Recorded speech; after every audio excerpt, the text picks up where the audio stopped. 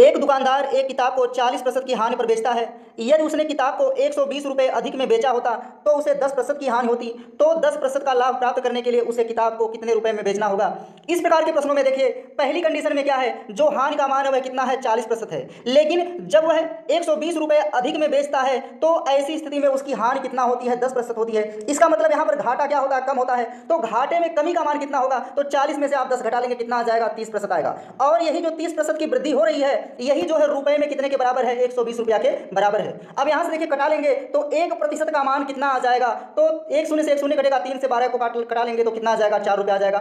अब देखिए यहां पर कहा गया तो 10% का लाभ प्राप्त करने के लिए उस किताब को कितने रुपए में बेचना होगा। तो यहां देखिए परसेंटेज में सीपी कितना होता है, 100% होता है। अब 100 पर 10 का लाभ लेंगे तो यहां पर एसपी का जो मान हो जाएगा परसेंटेज में वो कितना हो जाएगा, 110% हो जाएगा। तो यहां पर जब 1% का मान 4 रुपया है तो आप क्या करेंगे, 110 बनाने के लिए दोनों पक्षों में 110 से गुणा कर दीजिए। तो यहां पर 110% बराबर कितना हो जाएगा, तो 4 गुणे कितना कर देंगे, 110 रुपया हो जाएगा। अब गुणा करा लेंगे तो यहां पर कितना आ जाएगा, 440 रुपया आ जाएगा। यानी 10% लाभ प्राप्त करने के लिए उसे उस किताब को 440 रुपए में बेचना होगा। इसलिए यहां पर आंसर ऑप्शन डी सही हो जाएगा।